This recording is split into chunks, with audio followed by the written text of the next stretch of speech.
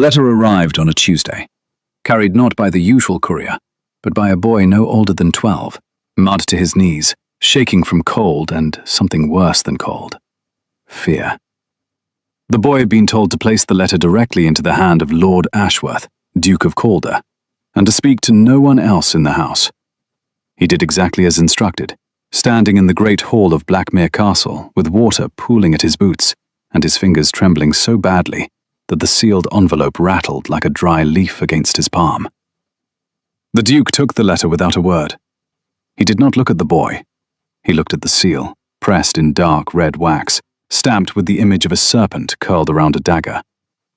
He knew that seal, the way a soldier knows the sound of a rifle being loaded in the dark. It belonged to Lord Cornelius Vane, the man who had spent the better part of 6 years trying to destroy everything the Duke of Calder had ever built, ever loved, ever protected. He broke the seal with his thumb. The letter was short. It said that a young woman by the name of Miss Elara Wren would arrive at Blackmere within the week, seeking employment as a governess for the Duke's ward. It said that Miss Wren was educated, capable, and in desperate need of a position. It said nothing else. But the letter was not from Miss Wren. It was from a man the Duke paid handsomely to watch Lord Vane's household. A man who had intercepted the original correspondence between Vane and the woman, copied it, resealed the original, and sent this warning ahead like a lit fuse racing toward powder. The warning was simple. The woman is Vane's creature. She has been placed. She will report everything she sees. The Duke read the letter twice. Then he folded it, slid it into the inside pocket of his coat, and told his housekeeper, Mrs. Calloway, to prepare the East Room for a guest. Mrs. Calloway, a woman whose face had been carved by decades of managing a household that ran on silence and precision, looks at the Duke the way she always looked at him, when she suspected he was making a decision that would cost him something. She did not ask questions. She prepared the room. And then the Duke waited. He waited not the way a man waits for a threat, with barred doors and drawn curtains and a hand on a weapon. He waited the way a chess player waits after moving a piece to the center of the board. He waited with his eyes open and his back straight, and his mind turning over every possible outcome the way a jeweler turns a stone to find the flaw hidden inside its shine. He knew what Vane wanted. Vane wanted the contents of the Blackmere ledgers. He wanted proof that the Duke had been funneling money from his northern estates into the reform schools that Vane and his allies in Parliament had been trying to shut down for years. Those schools were the Duke's quiet rebellion, his answer to a world that ground the poor into dust and called it progress. They were also, if Vane could prove mismanagement or misuse of entailed funds, the weapon that could strip the Duke of his title, his lands, and his reputation in a single parliamentary session. So Vane had sent a spy, a woman, young, presumably clever, presumably desperate enough to be bought. The Duke could have refused her. He could have written back to the agency that had supposedly recommended her, exposed the plot, and closed the door before she ever stepped through it.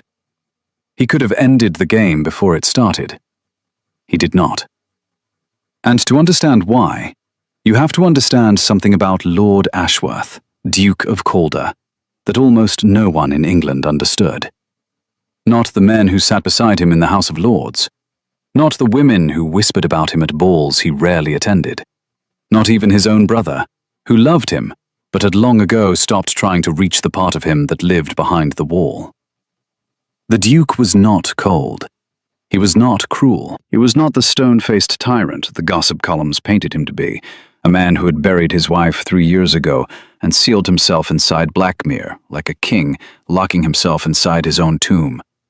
He was tired of the game, tired of the maneuvering, the false smiles, the careful words arranged like soldiers in formation, tired of being watched by people who wanted something from him and never once looked at him closely enough to see the thing he actually was, which was a man who had lost so much that he no longer believed there was anything left worth taking. So when the letter told him a spy was coming, something shifted in him. Not anger, not fear, something closer to curiosity, something almost like hunger. Let her come, he thought. Let her see. Because the truth was this: the Duke of Calder had nothing left to hide. Not because he had no secrets, but because the secrets he carried were not the kind that could be written in ledgers or reported to Parliament. His secrets were quieter than that. His secrets lived in the way he could not enter the west wing of his own house, because that was where Catherine had died. In the way he still set a place for her at dinner every night and removed it before anyone could see. In the way his hands shook when he held his ward, a girl of 7 named Rosalind, because she had Catherine's eyes, and every time she looked up at him, he felt the ground give way beneath his feet. Those were the secrets. Those were the things that kept him up at night, pacing the halls of a house too large for a man alone, listening to the wind, and wondering if this was all there would ever be. Duty and silence, and the slow erosion of everything that had once made him feel like a living thing, instead of a monument built to someone else's memory. So let the spy come. Let her search the drawers, and read the letters, and count the coins. Let her report back to Vane that the Duke of Calder was exactly what the world believed him to be, a man made of stone. She would find nothing, because the thing worth finding was not in any drawer. She arrived on a Friday. The rain had been falling for 3 days straight, turning the road to Blackmere into a river of mud that swallowed carriage wheels up to the axle. The driver had to stop twice to dig free, and by the time the carriage finally lurched through the iron gates and came to a halt in the courtyard, the sky had turned the color of a bruise, purple and black and swollen, with the kind of storm that made the old house groan in its bones. The door of the carriage opened, and a woman stepped out. She was not what the Duke had expected. He watched from the window of his study on the 2nd floor, standing far enough back that the glass would show nothing but shadow to anyone looking up. He had expected someone polished, someone constructed for the task, smooth and practiced, and wearing her deception the way a woman wears a borrowed dress, carefully, conscious of every seam. He had expected someone who would arrive with a prepared smile and a rehearsed story, and eyes that moved too quickly over rooms, cataloguing what they saw. Instead, the woman who stepped out of the carriage looked like the storm had tried to swallow her, and she had simply refused to be swallowed. Her dress was grey, practical, soaked through at the hem where the mud had climbed. Her hair, which might have been pinned in some respectable arrangement that morning, had come loose on one side and hung in dark, rain-heavy strands against her neck. She carried a single trunk, battered at the corners, and a leather bag strapped across her chest like a soldier's satchel. She was not beautiful the way society meant when it used that word. She was not delicate or ornamental or arranged for admiration. But she stood in that courtyard, in the rain, and looked up at Blackmere Castle the way a person looks at a mountain they are about to climb. Not with awe, not with fear, with calculation. With a kind of sharp, practical courage that said, I know what this is, and I'm going to do it anyway. The Duke's hand tightened on the edge of the curtain. He had not expected that. He had not expected the courage. Mrs. Calloway met her at the door, and the Duke listened from the landing above as the introductions were made. Miss Ilara Wren, come from London. Hear about the governess position for Miss Rosalind. Mrs. Calloway's voice was perfectly neutral, giving away nothing of what the Duke had told her, which was very little, and also everything. Be courteous, the Duke had said. Show her the house. Answer her questions. And Mrs. Calloway, watch what she watches. Yes, Your Grace, Mrs. Calloway had replied, and the look she gave him was the look of a woman who had served this family for 30 years, and had learned that the men of this house had a particular talent for inviting disaster through the front door, while calling it strategy. Miss Wren's voice, when she spoke, was lower than the Duke expected. Not soft in the way voices are soft when they are trying to be agreeable. Low in the way voices are low when they belong to someone who has learned to keep the sound of themselves small, contained, controlled. She thanked Mrs. Calloway for the welcome. She apologized for the state of her clothes. She said nothing unnecessary. The Duke noted this. He noted the economy of her, the way she moved through space without wasting a single gesture, the way her eyes tracked the dimensions of the entrance hall, not with the wide-eyed flutter of someone seeing grandeur for the first time, but with the focused sweep of someone memorizing exits. A spy's eyes, he thought. And then she looked up. She did not know he was there. He was certain of this. The landing was dark, and he stood in the angle where the hall light did not reach, but she looked up anyway, the way an animal looks up when it feels the weight of a gaze. And for one single unguarded second, her face was entirely open. And what the Duke saw there was not cunning, not calculation, not the careful mask of a woman sent to deceive. What he saw was exhaustion so deep it had settled into her bones. And beneath it, buried but burning, something that looked exactly like grief. Then the moment passed. Her face rearranged itself. The mask returned, smooth as water closing over a stone. She followed Mrs. Calloway down the corridor toward the east room, and the Duke was left standing in the dark with his hand on the curtain and something turning over in his chest that he had not felt in 3 years. Curiosity. Real, dangerous, alive. Who are you? He thought. Not what are you here for, not what has Vane promised you. But who are you, Elara Wren? What is the grief that lives behind those eyes? He should not have cared. The wise thing, the strategic thing, was to let her do her job and watch her do it, and catch her in the act when the time was right. Use her to expose Vane. Turn the weapon back on the man who had sent it. That was the plan. That had been the plan since the letter arrived. But standing in the dark, listening to her footsteps fade down the corridor, the Duke of Calder felt the plan shift beneath him, like ice cracking on a lake. Not breaking, not yet, but thinning. The first week passed in a careful dance of distance. Miss Wren took up her duties with a quiet competence that Mrs. Calloway noted with grudging respect, and reported to the Duke each evening in the study, over tea, that neither of them drank. "She teaches well," Mrs. Calloway said on the 3rd night. "The child likes her." This was significant, because Rosalind did not like anyone easily. Rosalind was the daughter of the Duke's late cousin, a man who had died of fever in the colonies and left behind nothing but debt and a 7-year-old girl with no one in the world except a Duke she had never met.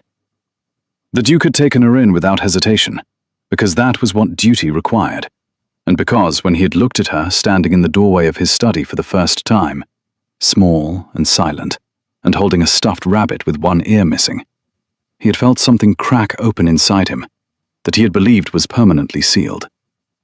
But Rosalind was wary.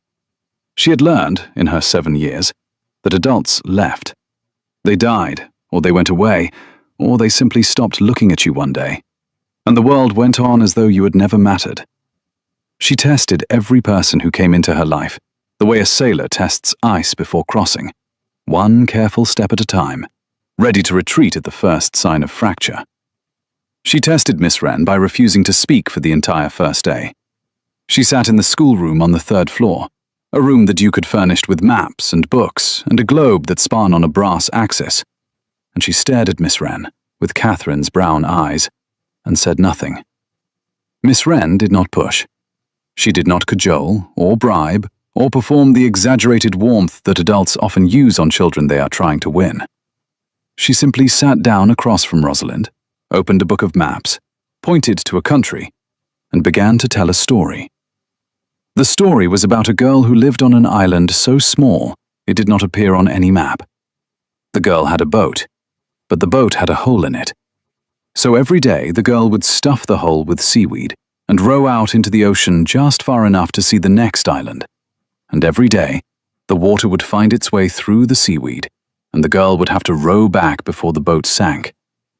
But each day she went a little farther, and each day she saw a little more. And one day, she said to the ocean, "I know you are going to try to sink me, but I am going to keep rowing anyway." Rosalind listened with her whole body, and when the story ended, she looked at Miss Wren and said, her voice very small, "Did she make it to the other island?" Miss Wren looked at her, not past her, not at the version of her that adults usually saw, the orphan, the ward, the poor child. She looked at Rosalind the way you look at someone whose question matters to you. "She is still rowing," Miss Wren said, "but she has gotten very good at fixing boats." Rosalind smiled. It was a tiny thing, barely there, like a candle lit in a room that has been dark for a long time. But it was real. The Duke heard about this from Mrs. Calloway, and something inside him tightened further. Not suspicion, something else. Something that felt dangerously like admiration.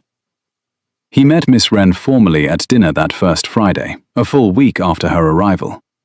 It was not customary for a governess to dine with the master of the house, but Blackmere was not a customary household. There were only 3 of them, 4 counting Mrs. Calloway, who ate in the kitchen by preference and stubbornness. The Duke had decided years ago that he would not let the absurd architecture of English class dictate who sat at his own table. Rosalind ate with him every evening. Her governess would, too. Miss Wren came to dinner dressed in the same grey she always wore, though the dress was clean and her hair was pinned in a careful arrangement that made her look older than she was, which the Duke guessed was somewhere near 24. She sat where Mrs. Calloway directed her, 2 seats from the Duke, with Rosalind between them, like a small, watchful bridge. The dinner was quiet. Rosalind talked about a moth she had found in the schoolroom, a large one with wings that looked like eyes, and Miss Wren listened with an attention that did not seem performed. The Duke watched them both over his glass and said very little. But near the end of the meal, when Rosalind had fallen into a drowsy silence and the candles had burned low, Miss Wren looked at him for the first time that evening. "The schoolroom could use more light," she said. "The windows are north-facing, and the child strains to see her letters by afternoon." The Duke held her gaze. She held his. And in that small, practical exchange about windows and light, something enormous happened, which was that they looked at each other honestly, without pretense, for 4 full seconds. 4 seconds does not sound like a long time, but when you are a man who has not been truly seen by another person in 3 years, and when you are a woman who has been performing a version of yourself for so long that you have nearly forgotten what your real face looks like, 4 seconds of honest eye contact is an earthquake. "I will have the windows adjusted," the Duke said. She nodded, looked away, picked up her glass and drank from it, the way a person drinks when their mouth has gone dry from something other than thirst. The Duke noticed that her hand was shaking. He noticed, and he said nothing, and he filed this observation alongside every other piece of her he had been collecting since she arrived. The way she paused at doorways before entering, always checking the room. The way she wrote in a small leather journal every evening, her handwriting too small and too fast to be a diary. The way she flinched, barely, almost invisibly, whenever someone approached her from behind. And the way she looked at Rosalind, with a tenderness so unguarded, it made the rest of her careful performance look like exactly what it was. A performance. She was Vane's spy. He knew it. Every piece of evidence confirmed it, from the journal that almost certainly contained observations meant for Vane's eyes, to the way she studied the layout of the house with the cartographer's precision, to the night he saw her shadow pass beneath his study door at an hour when no one in the house should have been awake. He knew it. And still he let her stay. Because there was the mission she had been given, and there was the person she was when she forgot the mission. And the Duke was beginning to understand that those were 2 very different things. The second week, he began to test her. Not cruelly, not the way Vane would have tested someone, with threats and leverage and the cold application of power. The Duke tested her the way a man tests the depth of water before diving, by dropping stones and listening for how long it takes them to reach the bottom. He left a ledger on his desk. Not the real ledger, not the one that detailed the funds flowing to the reform schools, but a decoy, filled with numbers that were accurate enough to seem real and misleading enough to be useless. He left it in plain sight, the study door unlocked, and he waited. 3 days passed. The ledger was not touched. He left a letter, unsealed, on the table in the library. A letter from his solicitor discussing the northern estates. Again, the information was real enough to bait, but structured to lead nowhere. He left it where she would find it, and he waited. 2 days. The letter remained exactly where he had placed it. On the 6th day of his test, he came into the schoolroom unannounced and found Miss Wren and Rosalind on the floor, surrounded by books, building what appeared to be a castle out of volumes of history and geography, with a moat made of blue scarabs and a dragon made from a rolled-up map. Rosalind looked up at him with a smile so wide and sudden, it hit him like a blow to the chest. "Uncle Ash, we are under siege. Miss Wren says the dragon can only be defeated by someone who knows the dragon's real name." The Duke looked at Miss Wren, who was kneeling on the floor with a scarf tied around her head like a ridiculous crown. And for the first time since she had arrived, she looked embarrassed. Colour rose in her cheeks. She began to stand, to reassemble the careful, professional version of herself. "What is the dragon's name?" the Duke asked. Miss Wren stopped, looked at him, and the corner of her mouth moved, just barely, in a way that might have been the beginning of a smile if she had allowed it to finish. "That is the problem, Your Grace," she said. "The dragon has forgotten its own name. That is what made it angry in the first place." Something about the way she said it made the Duke certain she was not talking about the dragon. She was talking about something else entirely, something real and buried and painful. And for one reckless moment, he wanted to ask. He did not ask. Instead, he sat down on the floor, which was not something the Duke of Calder had done in living memory, and he said, "Then I suppose we must help it remember." Rosalind stared at him, as though he had grown a second head. Then she laughed, the bright, shocked laugh of a child who has been surprised by joy, and she handed him a book to add to the castle wall. And for 20 minutes, the three of them sat on the floor of the schoolroom and built a fortress out of words. Miss Wren watched him the entire time, not with the spy's trained observation he had grown accustomed to seeing in her eyes, with something else, with confusion, as though he had done something that did not fit the picture she had been given, as though the man sitting on the floor playing with a child did not match the man she had been sent to destroy. That night, the Duke sat in his study and stared at the fire and thought about the way she had said, "That is what made it angry in the first place," and he felt the plan slip further from his grasp. He was supposed to be watching her. He was supposed to be gathering evidence, building a case, preparing to turn her own deception back against the man who had sent her. He was supposed to be in control. Instead, he was sitting on floors, building castles out of books. Noticing the way her voice changed when she spoke to Rosalind, how it softened into something unguarded and real, like a door opening onto a room she had forgotten she had. This is dangerous, he told himself. He told himself this every night for the next 2 weeks, and every morning he woke up and did nothing to send her away. The library became their battleground, not because they fought there, though they did, in their way, but because it was the room where the carefully maintained distance between them began to collapse. It happened like this. The Duke kept odd hours. He slept badly and had for years, since before Catherine's death, though it had gotten worse after.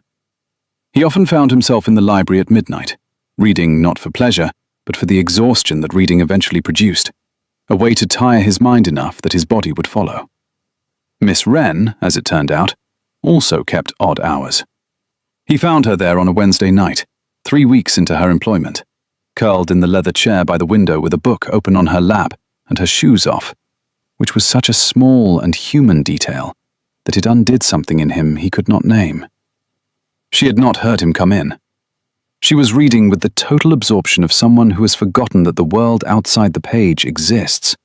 And in the candlelight, with her defenses lowered and her face soft, she looked like an entirely different person from the composed, careful woman who taught Rosalind geography and took careful notes in her leather journal. She looked young. She looked tired. She looked real. He must have made a sound, because her head came up sharply and her body went taut the way a bowstring goes taut, everything in her pulling tight at once, ready for danger. When she saw it was him, the tension did not leave. It rearranged itself into something more socially acceptable, which was the careful, slightly deferential expression she wore whenever they were in the same room. "Your Grace," she said. "I apologize. I could not sleep. I will—" "You are allowed to use the library," he said. He said it too quickly, and he heard the roughness in his own voice and did not know what to do with it. "I told you when you arrived. The house is open to you." A pause. A dangerous pause. Because in the silence, they were both aware that the house being open to her was a sentence with more than one meaning. "Thank you," she said. She did not move to leave. He did not ask her to. Instead, he crossed to the shelf, selected a book he had no intention of reading, and sat in the chair opposite hers. They read in silence for 45 minutes. He turned pages without absorbing a single word. He was aware of her breathing.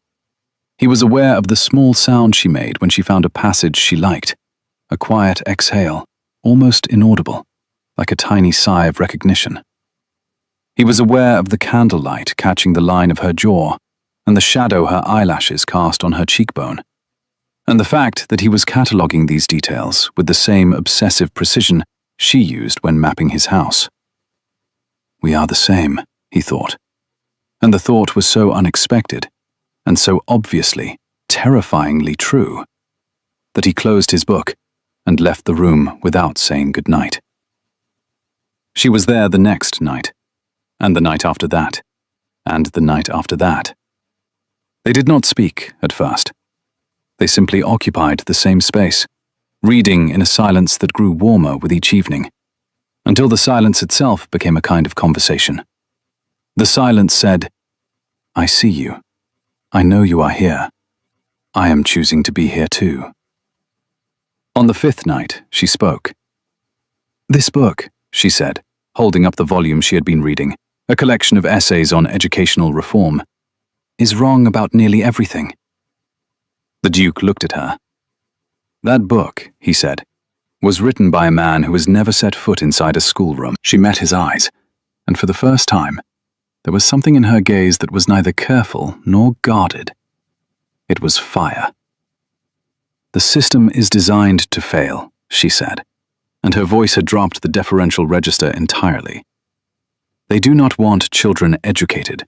They want children managed, contained, made small enough to fit the roles that have already been decided for them."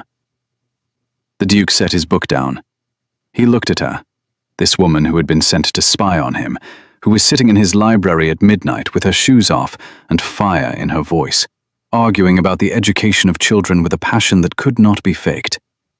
And he felt the last thin membrane of his detachment give way. "You sound like someone who has seen the inside of those schoolrooms," he said. The fire in her eyes flickered, not extinguished, controlled, pulled back behind the wall she was so skilled at building. "I have read extensively on the subject," she said, and the careful, neutral tone was back, and the door was closed, and the woman who had been burning a moment ago was gone, replaced by Miss Wren the governess, composed and appropriate, and exactly as she was supposed to be. But the Duke had seen. He had seen the fire, and he had seen the way it had appeared without permission, and he had seen the way she had been startled by her own honesty, as though she had broken a rule she had set for herself long ago. "Who hurt you?" he thought. "Who told you to make yourself small?" He did not ask. Not yet. The question was not ready, because she was not ready, because the trust required to answer it had not yet been built. And the Duke understood, with a patience that came from his own long residence inside grief, that some doors cannot be forced. They can only be left unlocked. So he left the door unlocked. Every night. And every night, she came. The journal became the crisis. On a Thursday, exactly 1 month after Miss Wren's arrival, the Duke returned from a ride to find Rosalind alone in the schoolroom. Her face blotchy with tears, she was trying to hide, and failing. "Where is Miss Wren?" the Duke asked, kneeling beside her chair. "She went to her room," Rosalind said. "She was upset. She said she needed a moment." "What happened?" Rosalind hesitated. "A man came, while you were out. A man with a letter." The Duke went very still. "What kind of man?" Rosalind shrugged, the gesture of a child who does not know how to articulate what she has sensed, but knows something is wrong. "He was not nice," she said. "His eyes were not nice." The Duke left Rosalind with Mrs. Calloway and went to Miss Wren's door. He stood there for a full minute before he knocked. When no answer came, he knocked again. "Miss Wren?" He kept his voice level. "Careful. The way you speak to something wild that you do not want to frighten." A sound from inside the room. Movement, something that might have been a chair being pushed back. Then the door opened, just wide enough for her to stand in the gap, and her face was the face of a woman who has been cornered. "Your Grace," she said, and her voice was a perfect performance of composure, but her eyes were red, and her hands were gripping the doorframe, and the Duke could see, over her shoulder, the leather journal lying open on the desk. He looked at the journal. He looked at her. She saw him look, and something collapsed in her expression. A wall crumbling so fast he could almost hear the sound of it, the crash of stone on stone, the dust rising, the terrible openness of what was left behind. "I can explain," she said. The Duke looked at her, and in that moment, he made a choice that would cost him everything, and give him everything, though he did not know the second part yet. "May I come in?" he said. She stepped aside, not because she wanted to, because she had run out of room to run. The room was the room Mrs. Calloway had prepared, neat and spare and impersonal in the way of rooms that belong to people who do not believe they will be allowed to stay. The only personal object was the journal, open on the desk, its pages covered in the small, fast handwriting the Duke had observed from a distance for weeks. He did not go to the desk. He did not look at the journal. He looked at her. She stood by the window, her arms wrapped around her own waist, holding herself together the way a person holds together something that is breaking. "I know why you are here," the Duke said. Silence. The kind of silence that is not empty, but full, packed tight with every lie and every truth, and every night in the library, and every morning with Rosalind, and every moment of the last month that had been built on a foundation of deception, and something else, something that had grown between the cracks of the deception, like a vine growing through broken stone. "I have known since before you arrived," he said. The sound she made was not a word. It was the sound of a person being struck. Not physically. Worse than physically. The sound of a person who has been seen completely and knows there is nothing left to hide behind. "Lord Vane sent you," the Duke said. He said it gently, the way you say a thing that you know will hurt, because gentleness does not make it less true, but it makes the truth survivable. "You are here to find evidence that I have been misusing entailed funds. You are to report your findings to him, and he will use them to bring proceedings against me in Parliament." She was shaking. Not the delicate tremble of a woman in a novel, shaking the way the body shakes when it is under such enormous strain that the muscles can no longer maintain the pretense of control. Her jaw was clenched. Her eyes were wet, but no tears fell, as though she had forbidden them. "How long?" she whispered. "How long have you known?" "Since the beginning. Since the letter from my man inside Vane's house." Her eyes closed. She pressed her hands flat against her own stomach, as though trying to hold something in. "Then why?" she said, and her voice cracked, and she started again. "Then why did you let me stay?" The Duke looked at her. He looked at this woman who had been sent to destroy him, who had spent a month in his house, teaching his ward, and reading in his library, and arguing about schools and building castles out of books. And he answered her with the truth, which was the most dangerous thing he could have given her. "Because on the first day," he said, "you looked up at this house the way a person looks at something they have to survive, not something they chose. And I wanted to know what a woman with that look in her eyes had been through that would make her agree to this." The tears fell then. She could not stop them. They came fast and silent, and she did not wipe them away, which told the Duke everything about the kind of person she was, because a woman who had been trained to deceive would have hidden the tears. A woman who had given up hiding would let them fall. And then she told him. She told him everything. Her name was not Ilara Wren. Her name was Ilara Ashford, and 5 years ago she had been a teacher at a small reform school in the north of England, a school for children who had nowhere else to go, children who had been abandoned or orphaned, or simply forgotten by a world that did not consider them worth remembering. She had loved that school, the way you love a thing you have built with your own hands. She had poured everything she had into it, every hour, every penny, every piece of her heart. And then Lord Vane had shut it down. Not personally. He never did anything personally. He worked through legislation, through committees, through the slow, suffocating machinery of bureaucracy that could close a door and call it policy.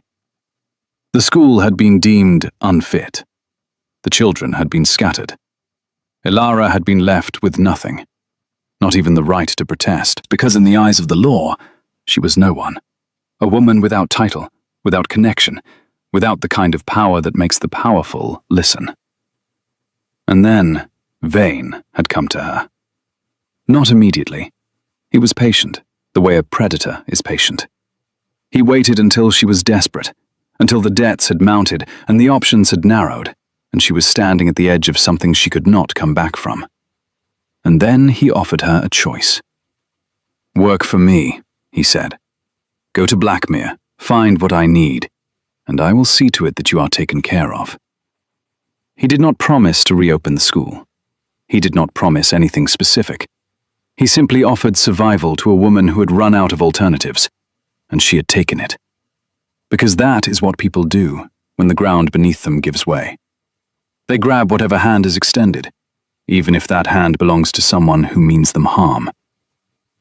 "I am sorry," she said. She said it looking at the floor, because she could not look at him. "I am sorry. I came here to betray you, and instead—" She stopped. "Instead," the Duke said. The silence that followed was the longest of the Duke's life. He counted his own heartbeats. 4, 5, 6. "Instead," she said, "I found the man who is doing the thing that Vane destroyed. You are funding schools. You are doing what I could not. You are giving those children what was taken from them, and I was sent here to help the man who took it." She pressed her hands over her face. "I cannot do it. I have not done it. The journal, every page, it is all I have written, and none of it is what Vane wants.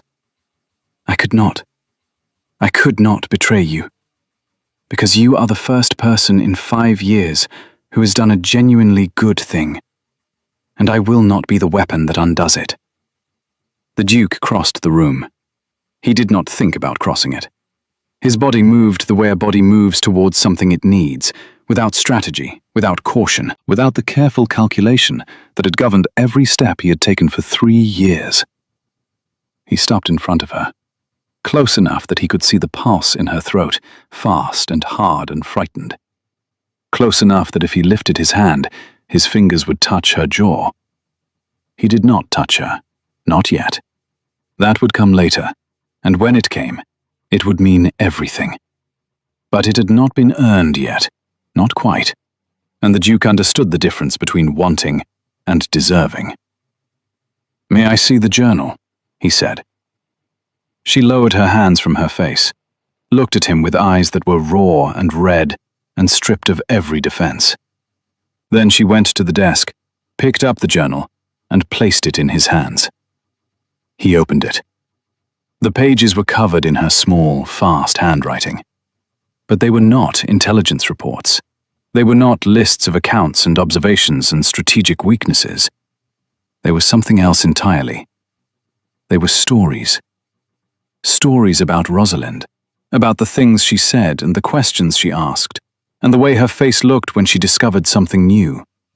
Stories about the house, about the way the light fell through the library windows at 4 in the afternoon, and the sound the wind made in the chimneys at night, and the way the garden looked in the early morning when the frost turned everything to silver.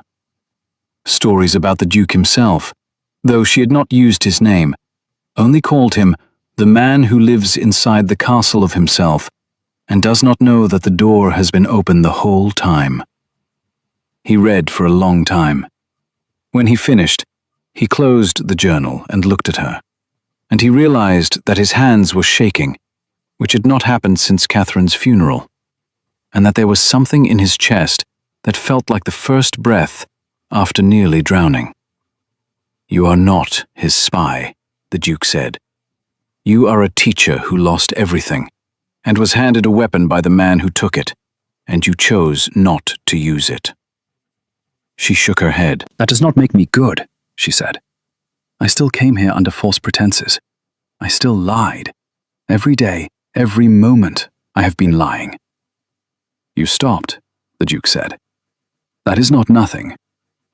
"It is not enough," she said, and her voice broke on the last word, and he could hear in that break the whole weight of 5 years of loss and compromise, and the slow corrosion of a person who knows they are doing wrong, but cannot see another way. The Duke set the journal on the desk. He looked at her, and he made a decision. And the decision was this. He would not punish her for Vane's crime. "Here is what will happen," he said. "You will stay." She stared at him as though he had spoken a language she did not understand. "You will stay," he repeated, "because Rosalind needs you, and because if you leave, Vane will know his plan has failed, and he will find another way to come at me, and the next person he sends may not have your conscience. So you will stay. You will continue to write in your journal. You will give Vane just enough to keep him satisfied, and I will tell you exactly what to give him. Because the best way to defeat a man who thinks he controls the information is to control the information yourself." She was staring at him. The tears had stopped. Something new was in her eyes. Something that was not gratitude, because gratitude implies a debt, and what the Duke was offering was not charity. He was offering a partnership, an alliance, a shared act of defiance against the man who had hurt them both. "Why?" she said. "Why would you trust me?" The Duke looked at her. He thought about the answer for a long time, though the answer had been forming inside him for weeks, building brick by brick, the way a structure builds itself in the dark when you are not watching. "Because," he said, "you could have copied those ledgers the first week. You could have had what Vane wanted before I even knew you were looking. Instead, you wrote stories about how the light falls through my library windows." He paused. A woman who notices how the light falls is not a woman who was made for destruction. She did not cry again. Instead, she laughed. It was a terrible laugh, broken and wet and surprised. The laugh of a person who has been bracing for punishment and received something so far from punishment that their body does not know how to process it. "You are either the most brilliant strategist in England," she said, "or the most foolish." The Duke allowed himself, for the first time in 3 years, the smallest ghost of a smile. "Quite possibly both," he said. And so the deception continued, but its direction reversed. Where before Elara had been watching the Duke for Vane, Now the Duke and Alara were building the picture together, feeding Vane exactly the version of Blackmere he expected to see. A cold Duke in a cold house, mismanaging funds through incompetence, while the real work happened in the spaces Vane could not see. It happened in the schoolroom, where Alara taught Rosalind with a fierce, devoted energy that went far beyond the requirements of employment. She taught the child to question, to challenge, to look at the world not as a fixed landscape, but as a set of structures that could be rebuilt. She taught her that being small did not mean being powerless. She taught her that the most dangerous thing a person could be was not strong or wealthy or titled. It was informed. It happened in the library at midnight, where the Duke and Alara sat in their chairs by the fire and planned. They mapped Vane's network of allies. They traced his funding sources. They identified the members of Parliament who supported his campaign against the reform schools, not out of conviction, but out of financial interest. Men who owned the factories and mines that relied on cheap child labor and could not afford an educated working class. And it happened in the slow, almost imperceptible shift in the space between them. The Duke noticed it first, because he was a man who noticed everything and understood nothing about his own heart. He noticed that the chairs in the library had moved closer together. Not dramatically. An inch one night, another inch the next, as though the furniture itself were conspiring. He noticed that when Alara handed him a document, her fingers lingered near his for half a second longer than necessary. He noticed that when she laughed, which was happening more often now, his entire body oriented toward the sound the way a compass needle orients to north. He noticed, and he told himself it was irrelevant. He told himself that what they shared was strategy, not feeling. He told himself that he had invited her into his home to use her as a weapon against his enemy, and that anything beyond that was a complication he could not afford. He told himself this every night, and every night he believed it less. The turning point came not with a grand gesture or a dramatic revelation. It came, as the most important things often do, in a moment of ordinary crisis. Rosalind fell ill. It was nothing dangerous, Mrs. Calloway assured them. A winter fever, common in children, exhausting but not threatening.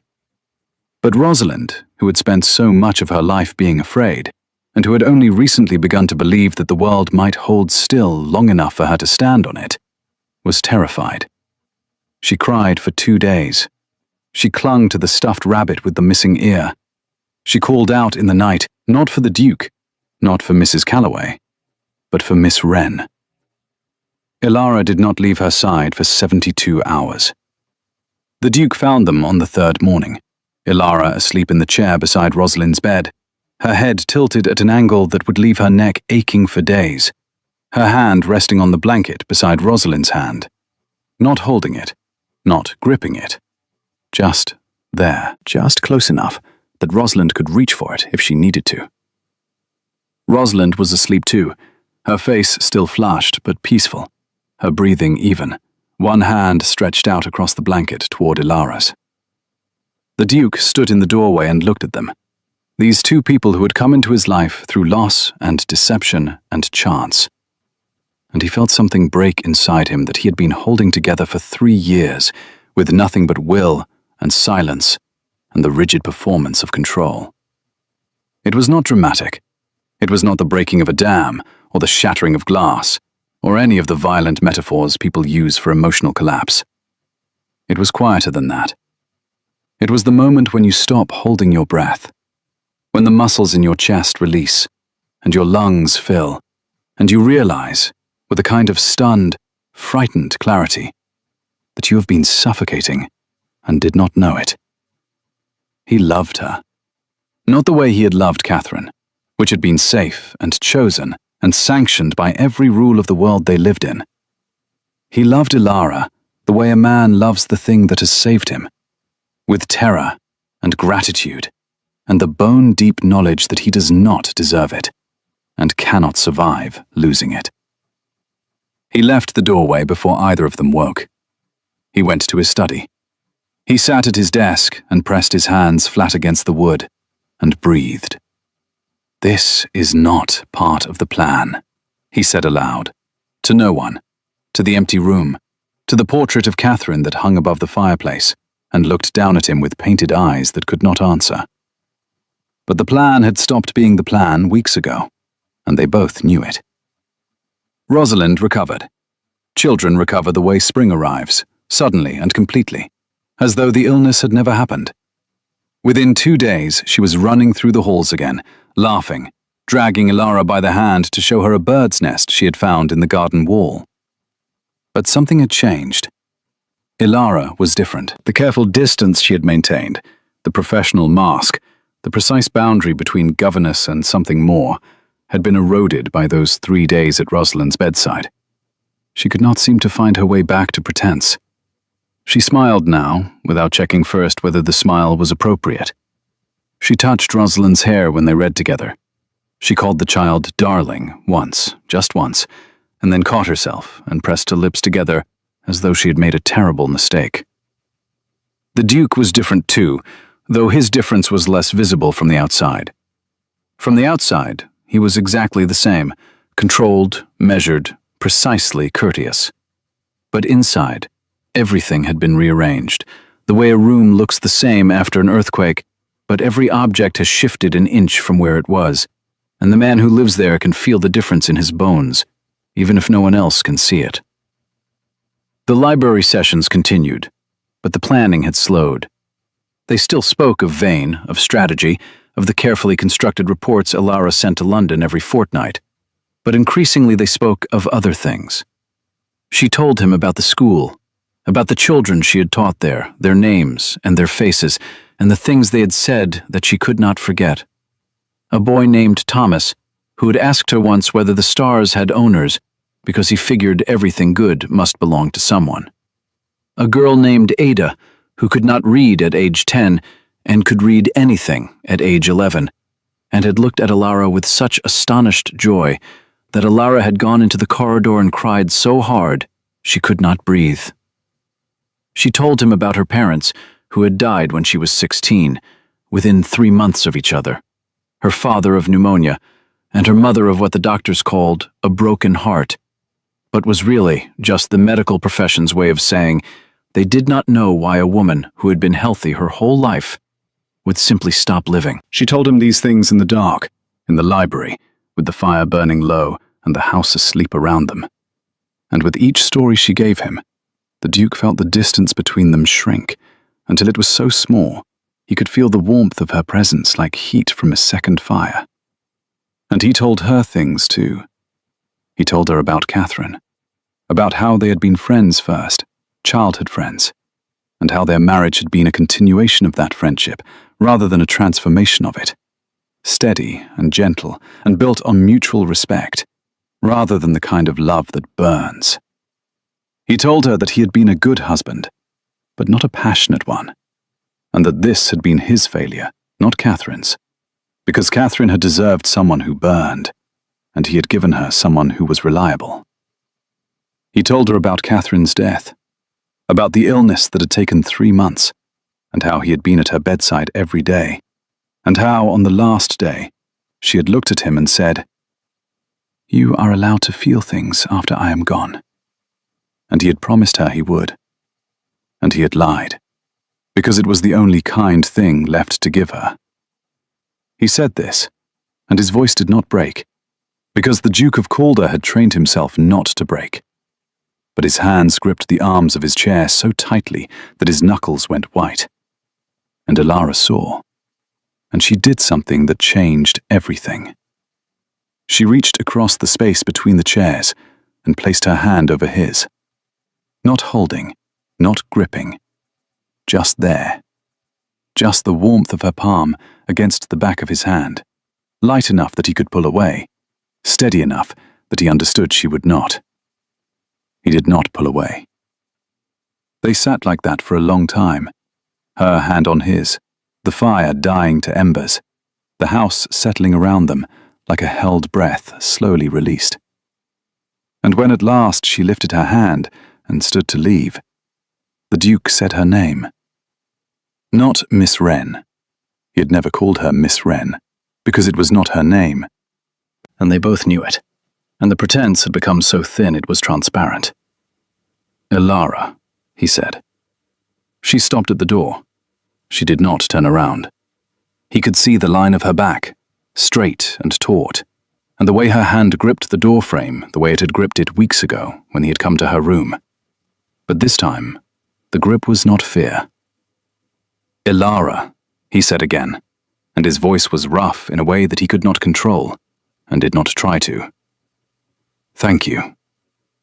She turned then, and the look she gave him in the doorway of the library, in the last light of the dying fire, was the most honest thing the Duke of Calder had ever seen on a human face.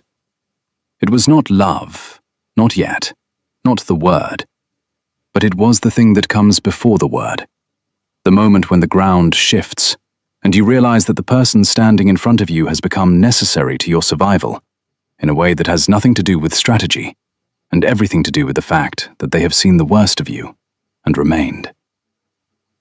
"Good night," she said. Just the one word. And she left.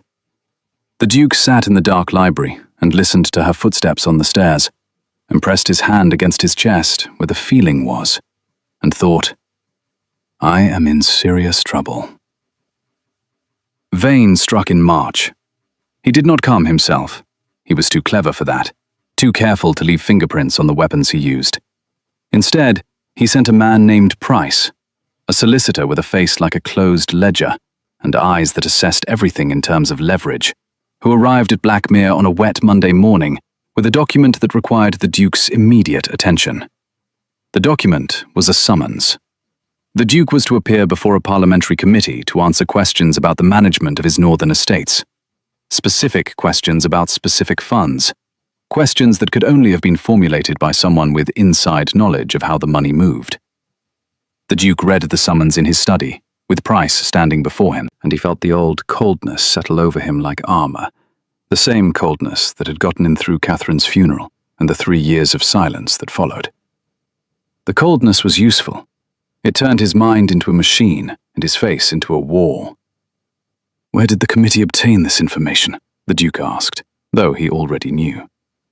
Price smiled, the smile of a man who believes he is holding the winning hand. "From a concerned source, Your Grace.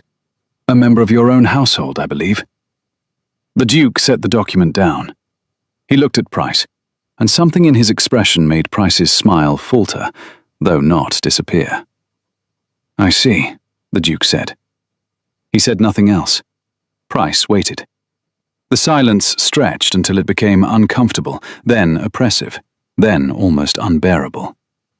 The Duke had learned, years ago, that silence was the most potent weapon in any negotiation. People who are comfortable with silence have power over people who are not. And Price, for all his professional composure, was not comfortable. His weight shifted. His fingers moved against his thigh. "You may tell Lord Vane," the Duke said at last, "that I will attend the committee hearing. And you may tell him that I look forward to presenting my accounts in full." Price blinked. This was not the reaction he had expected. He had expected panic or anger or the cold calculation of a man seeking a deal. "In full, Your Grace." "In full," the Duke repeated. "Every ledger, every transaction, every penny." Price left Blackmere 40 minutes later, and the Duke stood at the window of his study and watched the carriage pull away and felt, beneath the coldness, something that was not fear, but was close enough to fear's cousin that his chest tightened. He found Elara in the schoolroom. Rosalind was at her music lesson with the teacher who came from the village on Mondays, so the room was empty except for Elara, who was standing at the window with her arms wrapped around herself in the posture the Duke had learned to recognize as her version of holding on. She knew. Of course she knew. She had seen Price arrive. She had seen the document case he carried. She had spent enough time inside Vane's operation to know what a summons looked like. "It has started," she said, without turning from the window. "Yes, because of me, because of what I sent him." The Duke crossed the room. He stood beside her at the window, close enough that their shoulders nearly touched, and looked out at the garden where the first crocuses were pushing through the frost, purple and white and stubbornly, ridiculously alive. "Because of what I told you to send him," the Duke corrected. "The information you gave Vane was precisely what I wanted him to have. He has built his case on the foundation I designed." She looked at him. The fear in her eyes was real and unguarded, and beneath it was something the Duke recognized because he carried it himself. The terror of being responsible for the destruction of something you love. "I do not understand," she said. He told her then. He told her what he had not told anyone, not Mrs. Calloway, not his brother, not even his solicitor. He told her that for 3 years he had been preparing for exactly this moment. That the funds flowing to the reform schools had been restructured, reorganized, and documented with a precision that would withstand any parliamentary scrutiny. That the accounts Vane's committee would demand to see were not evidence of mismanagement, but evidence of something far more damaging to Vane's position. A meticulously legal, scrupulously documented network of charitable trusts that operated entirely within the bounds of the law, and that, when presented in full, would expose not the Duke's corruption, but the corruption of the men who had shut the schools down in the first place. The information Elara had sent to Vane, carefully curated by the Duke himself, had been designed to draw Vane out, to make him confident, to make him commit to a public hearing where his case would collapse under the weight of the Duke's actual records, and where the real question would become not what is the Duke of Calder hiding, but why his Lord Vane spent 6 years trying to prevent the education of poor children. "It is a trap," Elara said. "It is a correction," the Duke said. "Vane shut down your school. He has shut down dozens of schools. He has done this because educated people ask questions, and Lord Vane has built his fortune on the certainty that nobody will ask." She stared at him. The fear was still there, but something else was growing beside it. Something that looked like understanding, like recognition, like the moment a map suddenly makes sense, and you can see the whole landscape at once. "You used me," she said. The Duke looked at her. The words landed between them like a stone dropped into still water, and the ripples spread outward, and neither of them could take them back. "Yes," he said. "I used you. I knew what you were when you arrived, and I used Vane's strategy against him. I let you stay because your presence was useful." A pause. "That is why I let you stay in the beginning," he said. "That is not why I am asking you to stay now." The space between them was very small. The Duke could feel the warmth of her, could see the pulse in her throat, and the way her lips parted slightly, and the fine tremor in her hands that she could not quite control. He could feel, in his own body, the enormous gravitational pull of the moment, the way everything they had built, the late nights and the shared plans, and the hand on his hand in the firelight, had been leading to this exact point. "Why?" she asked. The word was barely a whisper. The Duke lifted his hand. He moved slowly, giving her every chance to step away, to rebuild the wall, to return to the safe distance of Miss Wren and Your Grace, and the formal arrangement that protected them both from the terrifying reality of what was growing between them. She did not step away. His fingers touched her jaw, just his fingertips, light as thought, resting against the line of bone beneath her skin.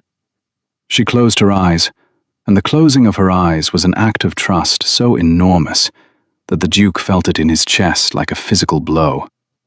Because this was a woman who had been used and discarded and broken by a man with power.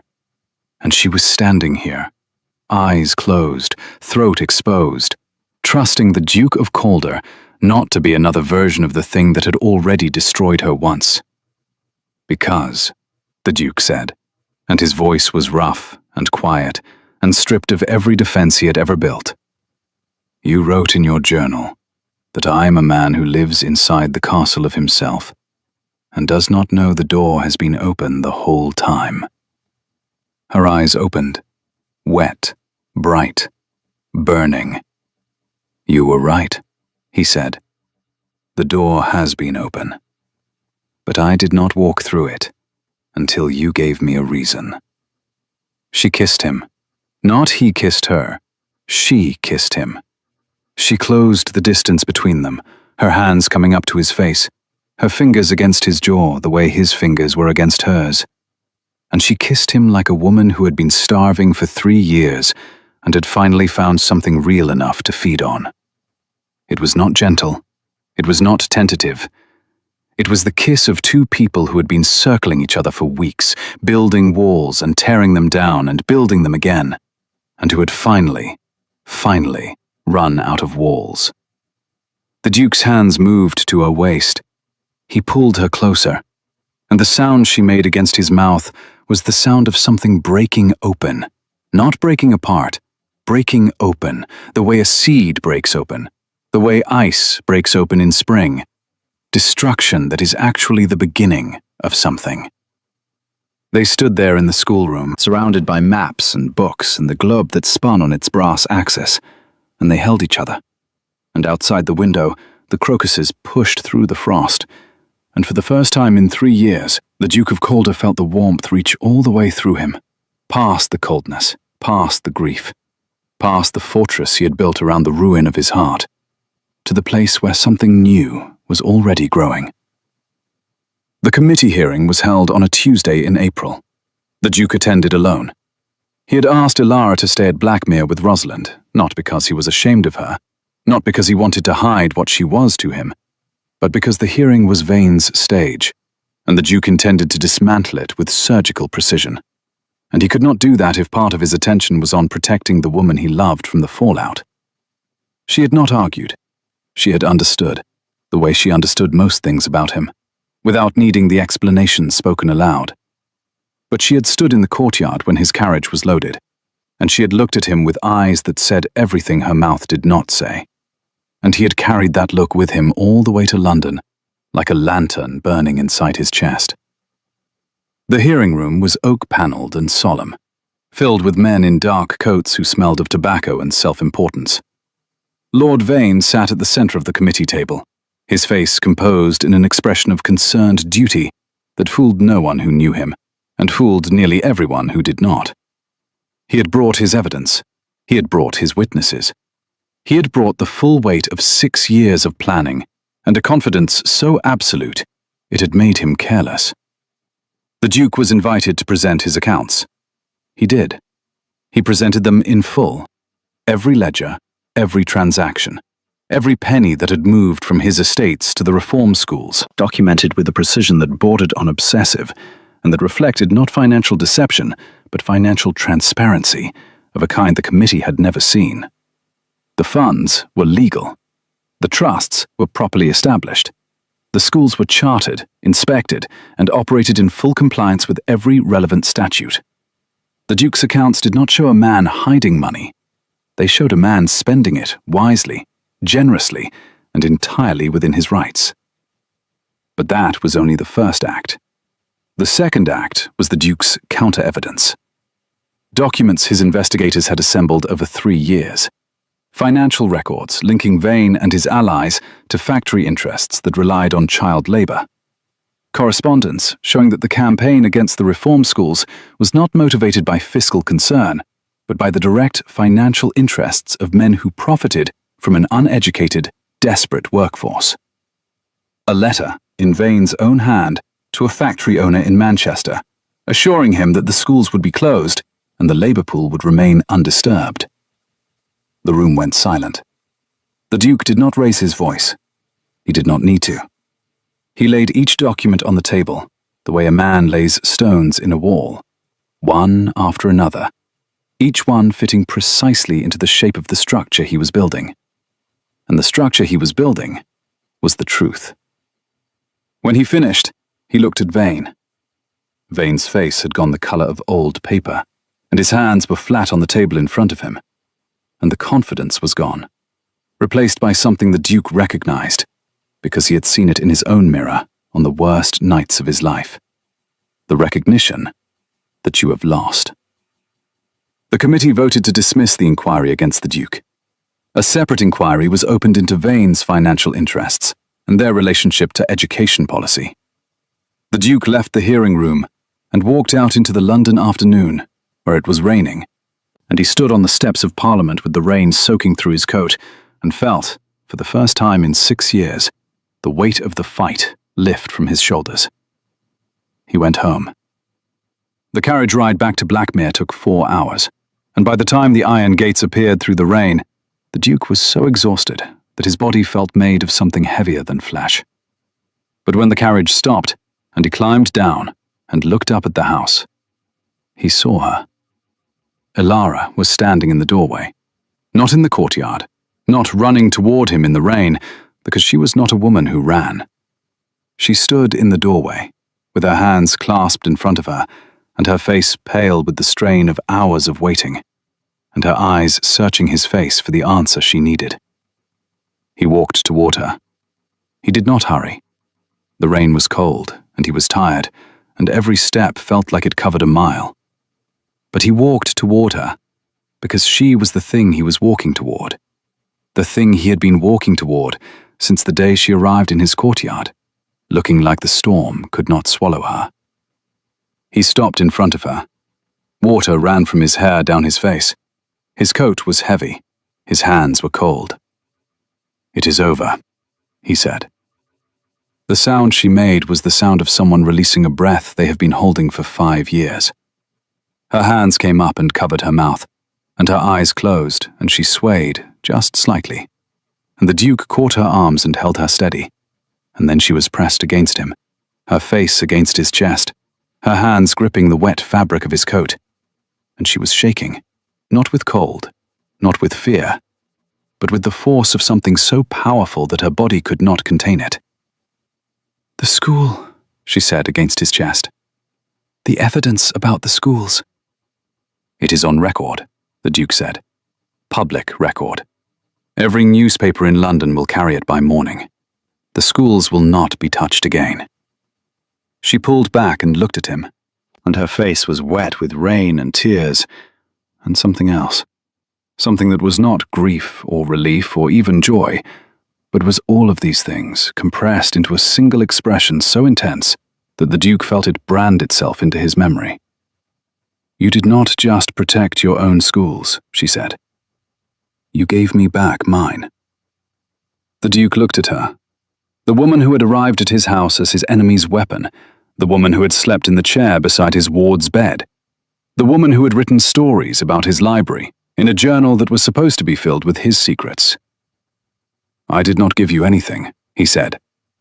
"You gave it to yourself. The day you chose not to use the weapon. The day you chose to be who you are, instead of what he made you. You gave yourself back everything he took." She kissed him then, in the doorway, in the rain, where anyone could see, and neither of them cared, because the world that had separated them, the world of titles and spying and the careful calculation of power, had been rebuilt in the space of an afternoon. And in this new version, a duke and a teacher standing in the rain was not a scandal. It was a beginning. Mrs. Calloway, watching from the window of the kitchen with a cup of tea she had stopped drinking 10 minutes ago, allowed herself the smallest, most private smile of her long career. "It is about time," she said to no one. The cost was real, it must be said, because the story earns nothing if the cost is hidden. Vane did not go quietly. The inquiry into his affairs took months, and during those months he used every weapon remaining to him. He spread rumors about the Duke and his governess. He suggested impropriety, scandal, the predictable collapse of a widower's judgment. The newspapers, which had initially hailed the Duke's evidence against Vane, eventually turned to the more salacious story, because scandal sells more papers than justice.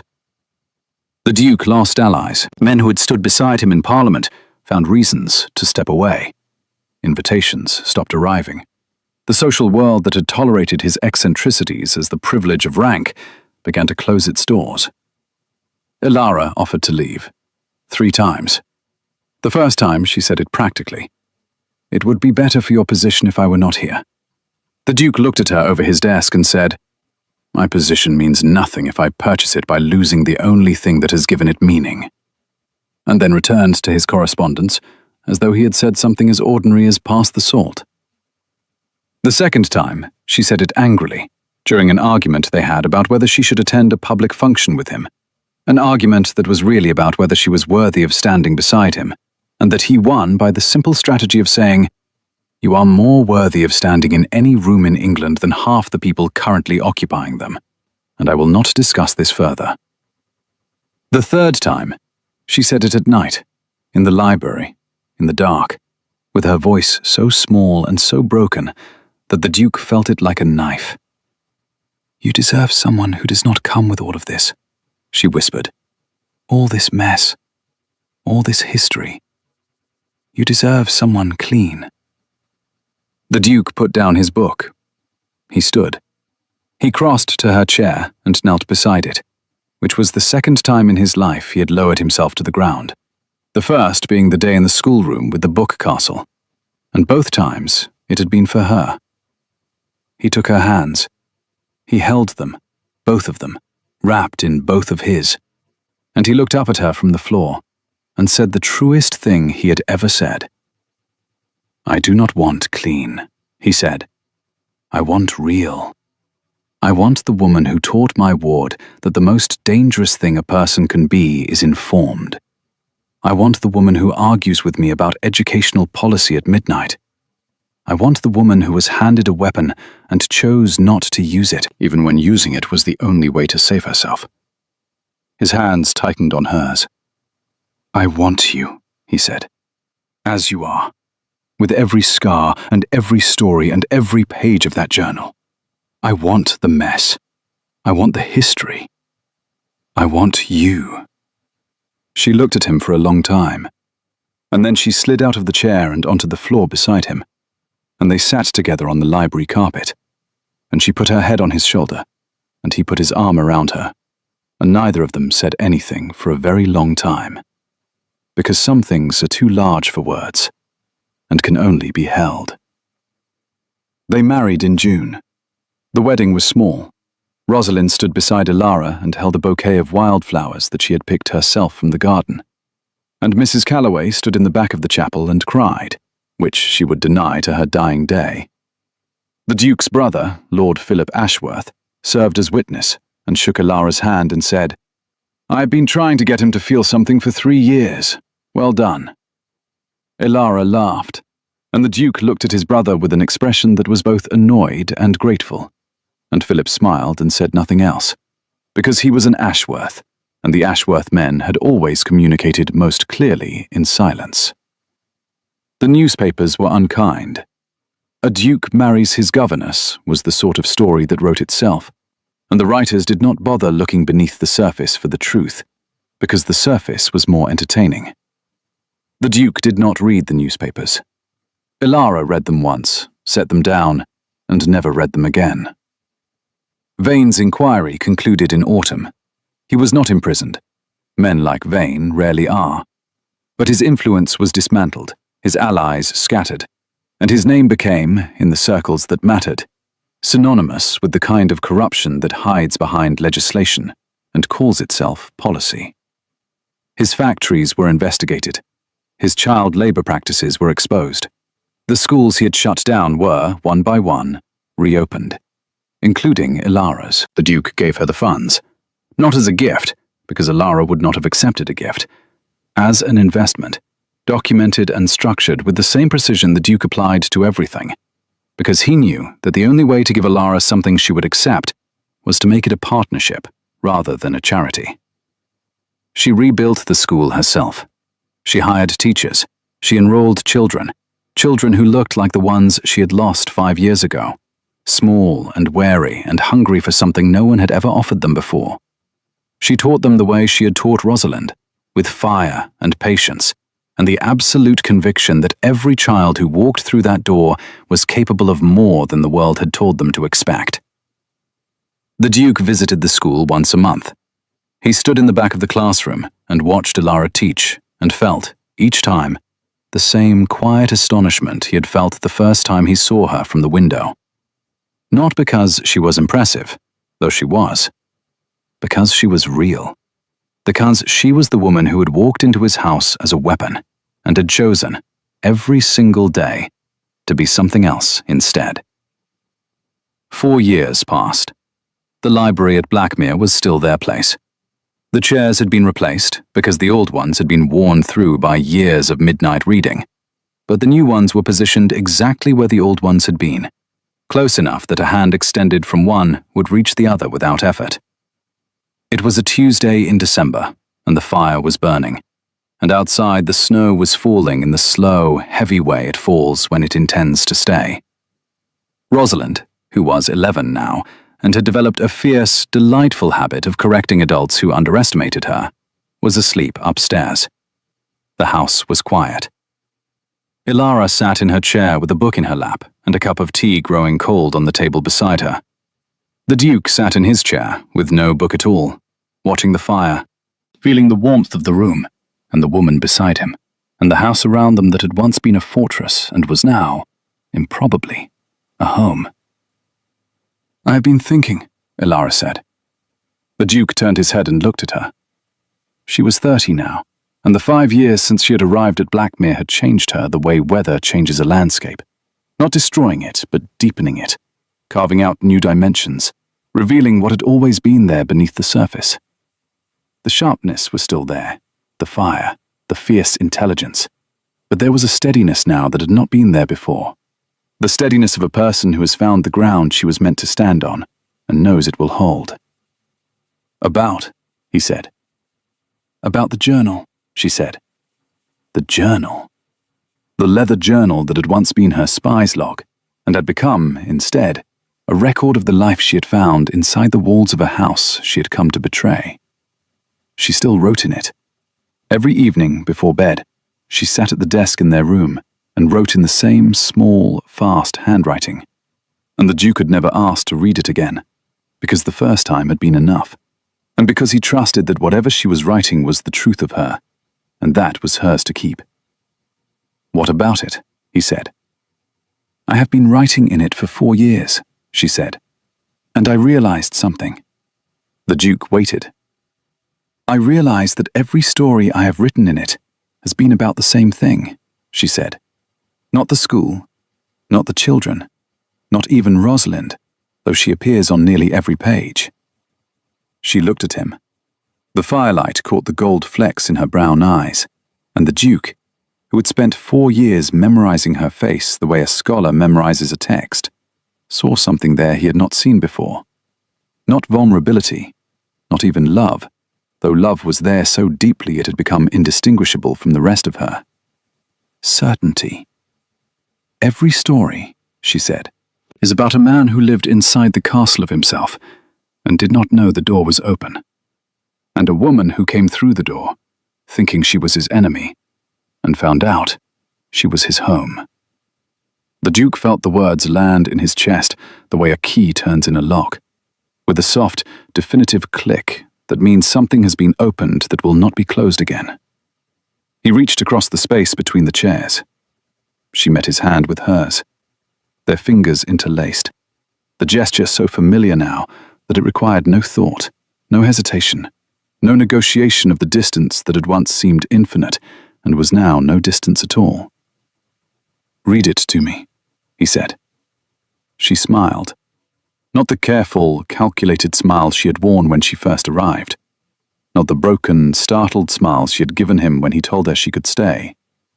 A real smile, wide and warm, and so full of the life they had built together that the Duke felt his chest ache with it. She opened the journal. She read.